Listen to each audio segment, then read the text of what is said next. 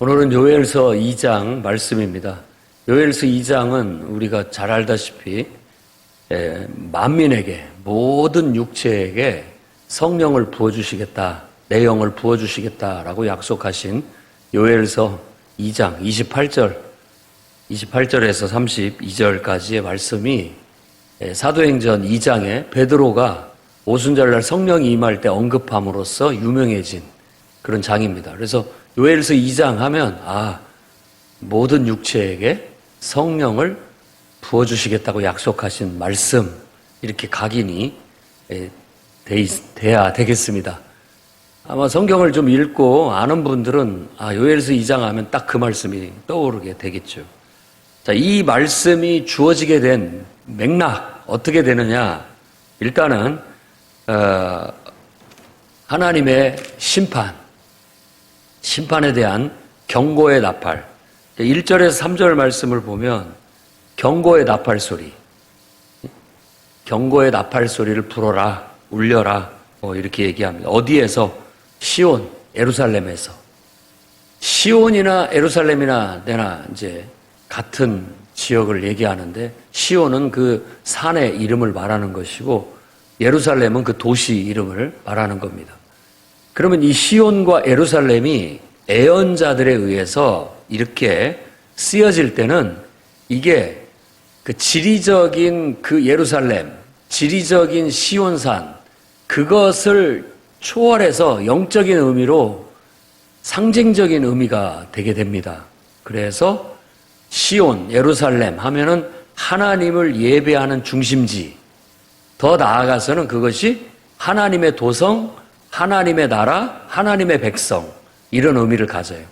그러면 이 하나님의 도성과 하나님의 나라와 상반된 도시가 나와야 되는데, 그 도시가 뭐냐? 바벨론입니다. 창세기에 바벨탑 사건부터 시작을 해서 지금 여기에서도 언급하고 있는 메뚜기 떼처럼 와가지고 결국은 하나도 남김없이 다 갉아먹어버려가지고 예배 드릴 것도 없는, 예배도 드릴 수 없는 그런 상태까지, 그 지경까지 가게 만드는 그 무시무시한 군대가 마치 바벨론 군대를 연상시킵니다. 바벨론을 연상하게 만드는 그런 곳이죠. 그래서 바벨론은 상징적인 도시가 돼요. 세상 나라, 우상을 섬기는 세상 나라. 권력을 탐하고 권력에 의해서 타락한 그런 세상 나라를 상징적으로 보여줍니다. 물론 세상이라고 다 나쁘냐? 그런데 물론 인간의 휴머니즘이라든지 인간의 정의, 이런 것들이 있지만 궁극적으로는 그 모든 것이 불완전할 뿐만 아니라 궁극적으로 보면 사람들의 그 깊은 내면을 이렇게 떠들러 보면 거기에 악이 들어있어요. 그걸 얘기하는 겁니다. 그럼 하나님 나라는 겉으로 보면 똑같아 보이는데, 그리고 또 뭘 부족해도 보이고 연약해도 보이는데, 떠들러 보면 그 속에 하나님이 계시다는 거예요. 하나님이. 완벽한 차이예요. 본질적인. 그래서 이것을 한마디로 말한다면 그냥 극단화해서 얘기를 하는 겁니다. 극단화해서 둘로 딱 나눈다면 하나님 나라와 세상 나라. 그 속에 하나님이 있느냐, 그 속에 사탄이 있느냐, 그 차이예요. 이 하나님의 나라 시온 그리고 예루살렘으로 얘기되는 곳에는 반드시 하나님이 들어있어야 됩니다. 그래서 하나님에 의해서 통제되고 하나님에 의해서 다스려질 때 가장 온전한 상태에 들어가게 되는 겁니다. 그래서 오늘 말씀에도 이제 마치 경고의 나팔 소리가 전쟁을 앞두고 있는, 혹은 하나님의 무시무시한 심판이 임박한 것으로 얘기를 합니다. 그러니까 나팔을 분다는 것은 지금 적이 막 몰고 들어와가지고 우르르 몰려온다, 이걸 알리는 소리입니다. 어둡고 캄캄한 날, 짙은 구름이 덮인 날, 새벽빛이 산등성이에 덮인 것 같은 날. 그러니까 캄캄한데 저 먼 동에서 산 너머에서 해가 비치면 상대적으로 저쪽 반대쪽은 빛이 있지만 이쪽은 상대적으로 어둡게 보이는 그런 상태를 묘사하는 것이라고 볼 수 있습니다. 그래서 많고 강한 백성, 어떤 큰 무리의 군대가 밀고 들어오고 있다. 이건 전무후무하고 마치 그게 휩쓸고 지나가는 게 불이 완전히 태워버리고 지나가는 것 같다. 불길이. 그런 무시무시한 여호와의 날, 심판의 날, 이런 상징적인 의미로 얘기를 하고 있습니다. 4절에서 11절도 그 군대의 전마의 어떤 소리를 공포의 소리로 들리게 만드는 거예요. 그러니까 지금 러시아 전쟁, 우크라이나에 보면 늘 포성이 끊임이 없고 전차, 탱크 같은 것들이 막 지나다니고 포격 소리, 포탄 소리, 비행기 소리, 사이렌 소리, 이런 것들이 공포예요. 공포 그 자체. 언제 포탄이 떨어질지 모르기 때문에 그런 것처럼 지금 이 전쟁의 참혹한 공포의 소리를 묘사하고 있고, 그 군대는 무적의 군대와 같아가지고 막힘이 없어요. 성이면 성, 다 돌파하고 뚫고 아무리 방비를 해도 소용이 없다라는 것을 묘사하고 있습니다. 그래서 성벽도 금방 기어오르고 다 철통같이 방어를 했어도 상문으로 넘어 들어오고 막을 길이 없다. 속수무책, 완전히 무지무시한 군대가 밀고 들어오는 것처럼 묘사를 하는데, 이 군대의 모습을 마치 하늘 군대처럼 묘사를 합니다. 하늘의 군대. 여호와 하나님을 만군의 하나님이라고 얘기하는데, 엄청난 군대의 최고의 사령관 같이 얘기를 합니다. 그래서 11절에 보면 여호와께서 군대를 호령하시는 것으로 나타나 있고, 여호와의 날이 크고 두렵게 임한데 당할 자가 누구냐라고 반문을 하게 되는 겁니다. 성경에서 말하는 하나님은 우리가 늘 선하신 분, 사랑이 많으신 분, 자비로우신 분이라고 알고 있습니다만은, 그분의 또 한만의 모습은 심판하시는 분입니다. 성경의 하나님을 제대로 알아야 됩니다. 우리가 하나님을 안다는 건 심판의 하나님이라는 걸 아셔야 돼요. 그냥 넘어가지 않습니다. 하나님은 심판하시는 분이에요. 무시무시한 하나님을 우리가 두려워하고 하나님을 무서워해야 될 이유가 바로 거기에 있습니다. 하나님은 그냥 우리가 하나님의 창조주 하나님의 선하신 뜻에 합당하게 살아가지 못하게 되면 늘 그들을 심판하시는 분입니다. 이 심판이라는 단어 속에는 다스린다라는 뜻이 들어있는 거예요.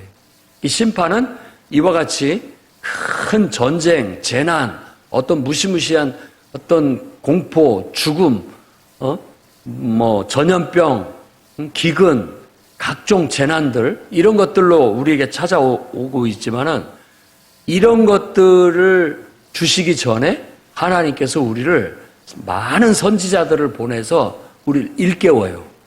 경고의 나팔을 불어주는 거죠. 경고의 나팔을 불어주고 그 다음에 그 경고의 나팔이 제대로 기능하지 못했을 때 하나님의 심판이 그 예고한 대로 임하게 되는 겁니다. 여러분들도 이 심판이 왜 하나님은 심판의 하나님이냐, 구약의 하나님은 너무나 무섭다, 그런 너무나 잔인하다, 이런 얘기들을 많이 해서 하나님에 대해서 의심하는 사람들도 있지만, 거꾸로 생각한다면 누군가가 세상을 정의롭게 바로잡지 않는다면 세상은 일찍이 멸망하고 말았을 것이다. 그리고 인간들도 이렇게 발전하지 못했다라고 말할 수 있습니다. 한번 그냥 작게만 생각해도, 작은 공동체 안에도 사람들이 악해져 가지고 제멋대로 날뛰고 있을 때 여러분들이 탄식을 하게 됩니다. 누가 좀 이 모든 것들을 끊어줬으면, 막아줬으면, 바로잡아줬으면 하는 그런 바람을 갖게 되는데, 그 바람이 바로 하나님의 심판, 정의로운 심판을 바라는 우리들의 갈망인 거예요. 저 인간 누가 좀 변화시켜줬으면 좋겠다. 언제까지 저대로 살게 내버려 둘 것인가. 이렇게 생각했을 때 그 일을 행하시는 그 하나님의 속성이 바로 심판하시는 하나님입니다. 언젠가는 지켜보시다가 경고하시다가 때가 되면 심판을 내리시는 분이 하나님인데, 하나님의 심판을 우리는 기뻐하고 찬양해야 된다라는 겁니다. 그리고 그 하나님의 심판의 경고의 나팔을 불어야 할 곳이 바로 교회와 성도라는 사실이에요. 우리가 시온에서, 거룩한 산 시온에서, 예루살렘에서 이 경고의 나팔을 불어야 되는 겁니다. 그래서 교회가 세상의 빛이요 소금의 역할을 감당하는 겁니다. 우리의 휴머니즘은 다 똑같아, 인간이 그렇지 뭐 괜찮아요.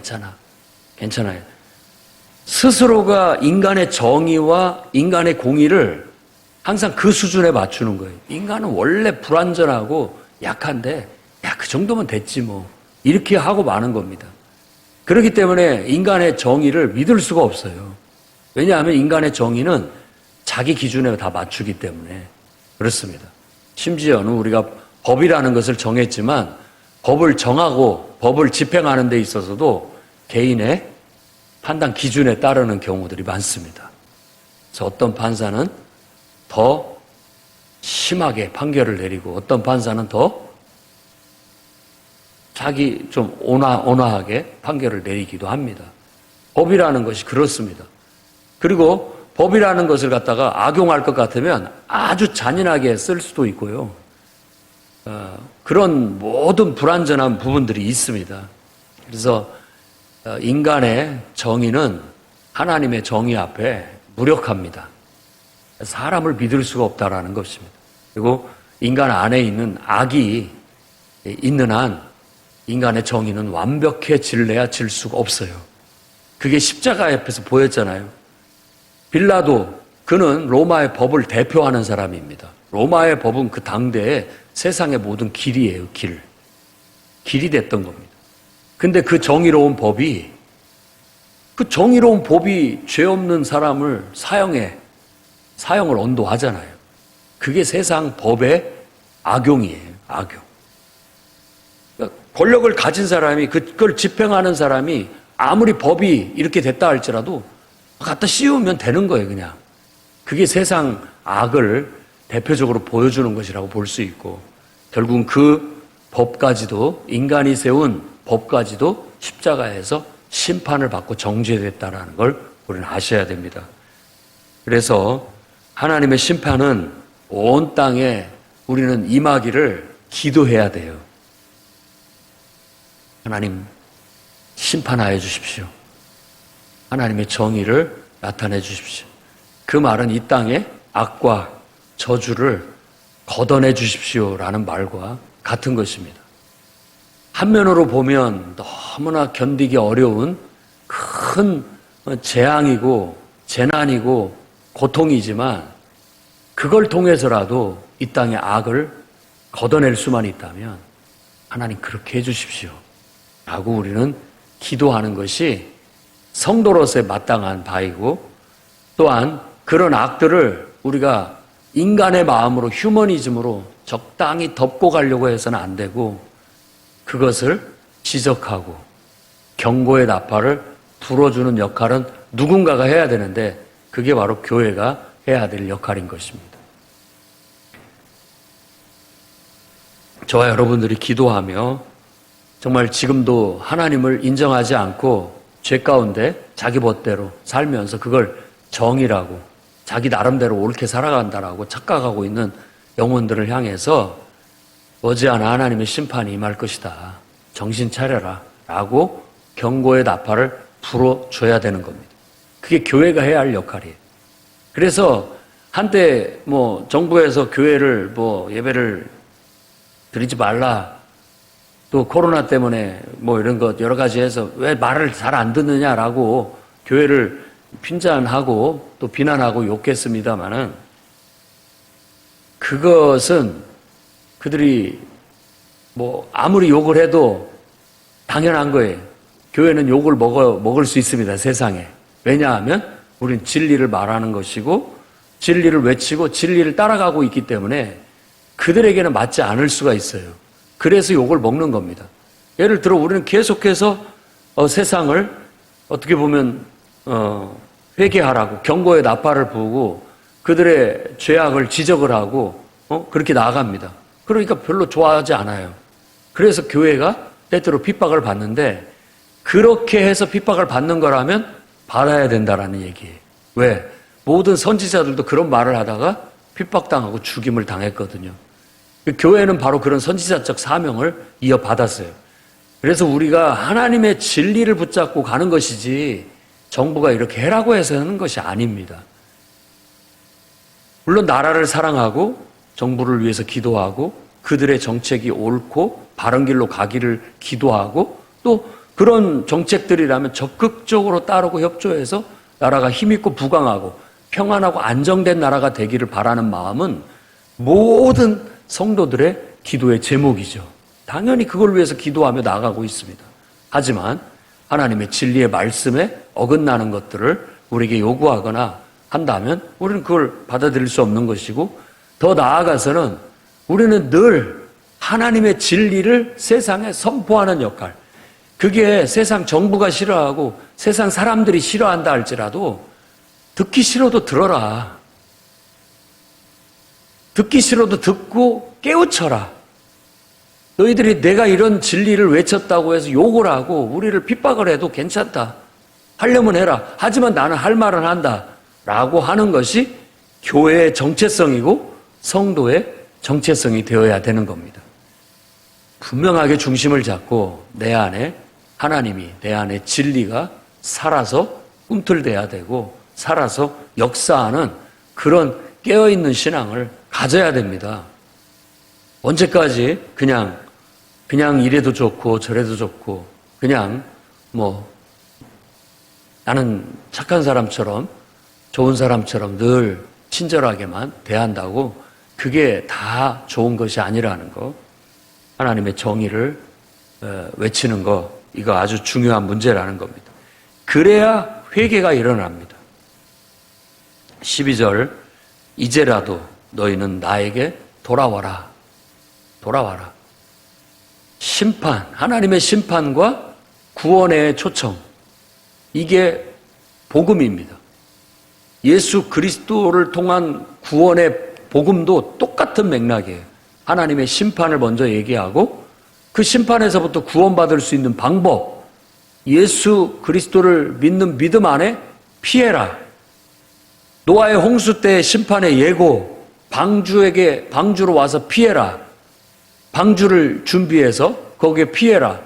이게 구원의 길이고 방법인 것처럼 똑같습니다. 하나님의 심판이 예고되었고 피할 길을 가르쳐주고 피하라는 것입니다. 그래서 너희가 내게로 돌아오는데 금식하며 울며 애통하며 마음을 다해 하나님 앞에 돌아와라 라고 얘기하고 있는 겁니다. 이렇게 우리가 금식하고 울며 애통하고 마음을 다하지 않고는 하나님 앞에 돌아올 수가 없습니다. 알고 보면. 여러분이 아이를 하나 낳을 때에도 해산의 진통을 해야만 결국 큰 한 생명이 이 땅에 태어나듯이 우리의 눈물, 우리의 애통, 정말 마음을 다하는 진통이 있어야 한 영혼이 깨어날 수 있다는 사실을 우리가 오늘 말씀을 통해서 깨달아야 되겠습니다. 그러면 그 영혼이 결국은 수많은 껍질들, 그걸로 인해서 마음은 닫혀져 있고 마음은 강팍해져 있고 하나님을 받아들일 준비가 전혀 안 됐는데도 불구하고 우리가 계속 기도하고 금식하고 눈물로 애통하고 간청하고 마음을 다하게 될 때 그 껍질들이 벗겨지게 되고 그 속에 진리가 들어가서 결국은 그 심령이 변화되어 하나님을 인정하게 되고 결국 우리와 같은 거룩한 우리 마음속에 하나님이 있는, 하나님을 보신 그런 하나님의 깨어난 살아있는 하나님의 생명을 얻는 귀한 영혼이 하나 탄생하게 되는 것입니다. 그래서 12절에서 14절에는 너희 옷을 찢을 일이 아니라 마음을 찢으라. 마음을 찢으면서 하나님 앞에 회개하고 돌아오도록 요구하고 있습니다. 그분은 은혜롭고 자비로우시고 노하기를 더디하시고 인애, 사랑이 크시며 뜻을 돌이켜 재앙을 내리지 아니하실 것이다 라고 말함으로써 모든 영혼이 하나님께 피하라고, 이 하나님의 무시무시한 세상에 임할 재앙과 심판 앞에 피할 길은 하나님께로 돌아가는 것밖에 없다. 하나님 안에 피하는 길밖에 없다. 그분의 은혜에, 그분의 자비에, 그분의 정말 인애, 사랑 속에 피해라. 빨리 와서 숨으라 라고 말하고 있는 겁니다. 그래서 우리 영혼들이 다 어떤 옷을 찢을 일이 아니라 마음을 찢으라는 이 말씀을 깊이 듣고 우리 마음을 찢어내야 됩니다. 벗겨내야 돼요. 우리를 감싸고 있는 껍질들을 벗겨내야 돼요. 안 그러면 하나님께 도달할 수가 없어요. 아무 영혼도. 저도 마찬가지고. 끊임없이 인간적이고 육신적이고 세상적인 껍질들이 우리와 하나님 사이를 가로막아요. 지금 이 순간에도 인간적인 생각, 육신적인 생각들, 우리 안에 우상들이 자꾸만 끼고 덮여져요. 우리가 하나님 앞에 우리 안에 이걸 찢어내고 하나님을 모시고 하나님의 다스림 속에 나를 두지 않는다면 계속해서 우리는 그런 문제에 휩쓸려, 세파에 휩쓸려 죄에 빠져버리고 말 겁니다. 우리가 회개하고 하나님 앞에 돌아서면 하나님께서도 우리를 받아주시고 우리에게 은혜를 베풀어 주실 거라는 사실입니다. 그래서 18절부터는 하나님이 자기 땅, 자기 백성을 극진히 사랑하시고 불쌍히 여기셔서 응답해 주시겠다라고 얘기합니다. 그래서 곡식과 새 포도주를 흡족하게 내려주시고 다시는 욕을 당하지 않게 하겠다. 그리고 너희를 심판하는 도구로 쓴 북쪽 군대 바벨론을 연상케 합니다. 바다에 쳐넣겠다. 결국. 그리고 21절부터 27절은 두려워하지 말고 기뻐해라. 왜? 여호와께서 큰 일을 행하셨다. 힘을 내라. 기뻐하고 즐거워해라. 너희를 위하여 비 내리시겠다. 이른 비와 늦은 비를 내려주시겠다라고 그렇게 말하고 있습니다. 그러면 너희 안에 밀과 새 포도주와 기름이 철철 흘러 넘치게 될 것이다 라고 회복을 말씀하고 계시는 거예요. 이 이야기는 한 역사에 이스라엘의 완전히 메뚜기 재앙으로 싹 갉아먹어버리고 완전히 패망하는 역사, 그리고 그 역사가 다시 회복될 것이라는 그 역사적인 예언을 초월해서 온 세상에 임하게 될 하나님의 심판과 하나님의 구원까지도 예언하고 있다는 걸 알 수가 있습니다. 예언이라는 게 바로 그런 겁니다. 상징적이고 암시적이어서 어떤 역사의 한 단면만을 얘기하는 것이 아니라 그것이 이렇게 팍 떠올라서 더 깊은 진리를 말해주고 있는 거예요. 하나님의 무시무시한 심판과 하나님의 은혜로운 구원. 여호와께서 큰 일을 행하셨다라고 하는 이 큰 일은 하나님의 구원의 역사인데, 사도들이 이런 말씀을 읽을 때 이 하나님이 행하신 큰 일은 바로 인간이 되시고 십자가에 죽으시고 죽은 자 가운데서 부활하신 이 놀라운 구원의 행위를 두고 거기에 맞게 해석을 했던 겁니다. 정말 인간이 되어 이 땅에 오신 하나님이 행하신 일은 크고 위대하신 일일 뿐만 아니라 그분이 십자가에서 우리 죄를 위해서 죽으시고 죽은 자 가운데서 부활하셨다라는 것은 위대한 일입니다. 그 일을 찬양하고 날마다 감사하고 이 귀한 놀라운 하나님의 구원의 역사를 사람에게 전하는데 여러분의 시간과 물질을 들이셔야 됩니다. 그래서 세상에 경고의 나팔을 불고 그들에게 구원의 소식을 전할 수 있는 사명을 감당해 나가는 게 우리 해야 할 일입니다. 그러면 하나님께서는 그분의 영을 모든 육체, 여기에서는 만민이라고 번역을 했습니다마는 이것은 모든 육체라는 뜻입니다. 모든 육체에게 부어주는 놀라운 일들이 일어나게 될 것이다.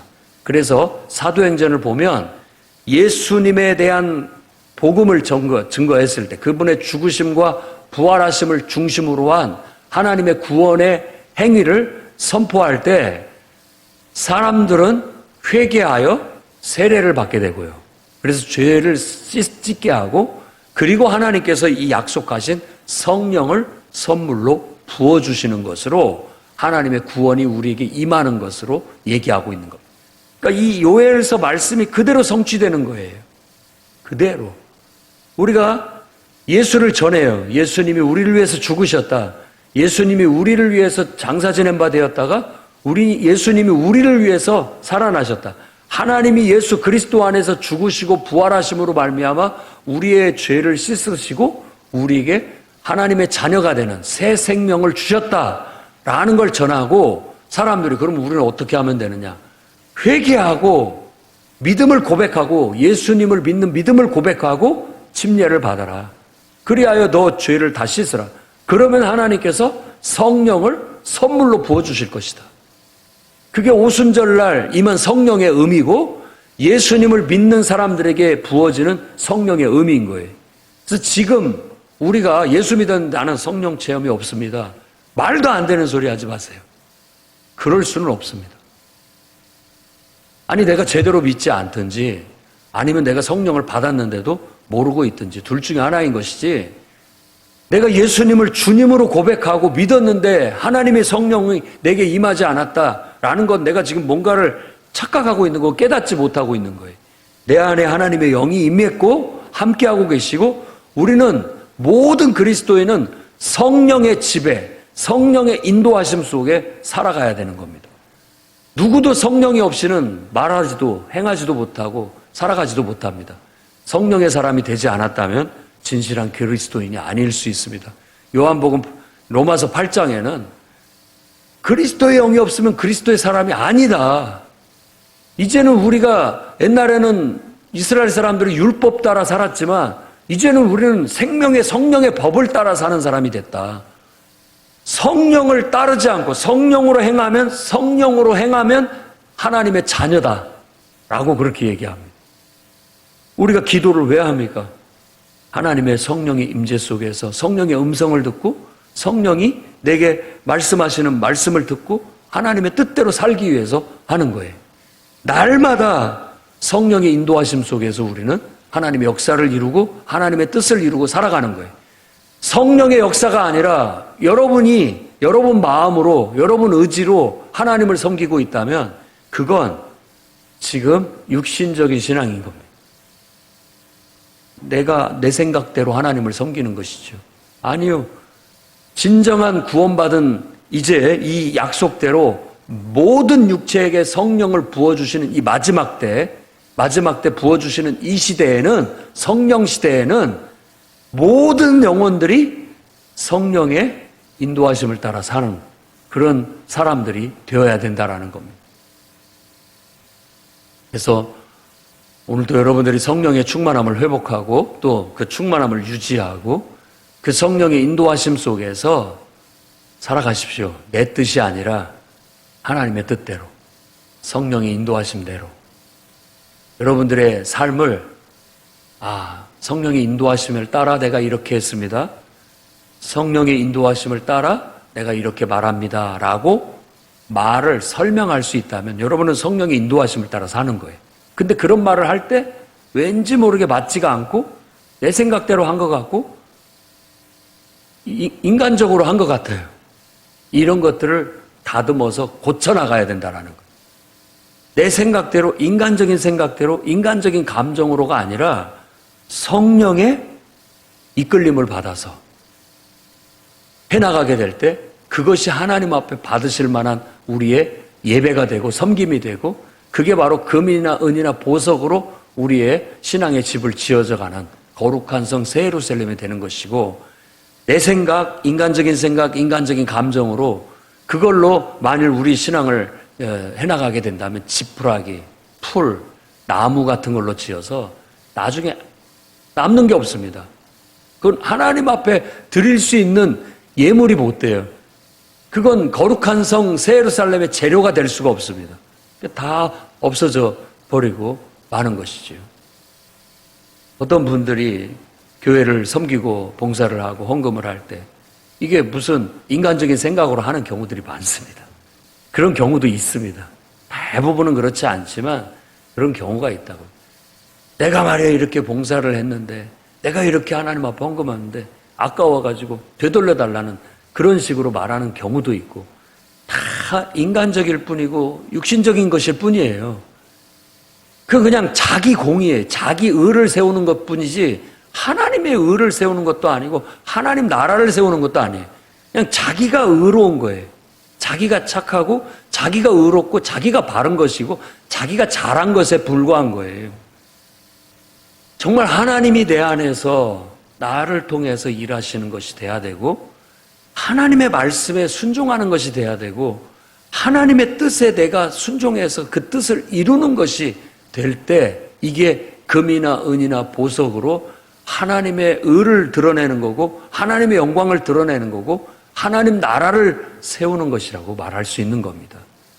성령을 약속하신 바대로 여러분 안에 성령을 충만하게 부어주실 때 받아서 그 성령으로 일하고 섬기는 하나님의 종들이 다 되시기를 주의 이름으로 축원합니다. 기도하겠습니다. 거룩하신 주님, 하나님의 말씀은 오묘하고 섭리하여 한 시대에 한 역사를 담아 예언하는 듯하나 그 속에 온 우주의 진리를 담고 하나님의 진리를 담아 어리석고 미련한 우리 영혼을 깨우치고 우리가 가야 할 길을 밝혀주시고 우리에게 구원의 길을 제시하시고 계시니 위대하고 또 위대하고 놀랍고 또 놀랍고 영원토록 찬양하기에 합당합니다. 예수 그리스도 안에서 위대한 일을 행하사 온 세상의 심판을 예고하시고 구원의 길을 우리에게 내셨으니 누구든지 예수 그리스도를 믿는 믿음 안에서 구원받게 하시고 약속하신 성령을 충만히 받아 그리스도의 몸으로서 또 하나님의 일꾼으로서 성령의 인도하심을 따라 마지막 때 온전한 성도로 바로 서서 세상에 빛이 되고 소금이 되어 세상의 심판의 경고의 나팔과 세상에 예수 그리스도 안에 있는 구원의 나팔을 불어 만민이 회개하고 자기의 옷을 찢는 것이 아니라 가슴을 찢고 회개하며 주께로 돌아와 하나님의 자녀가 되고 하나님의 거룩한 백성이 되는 놀라운 구원의 역사가 오늘도 계속해서 일어날 수 있도록 역사하여 주시옵소서.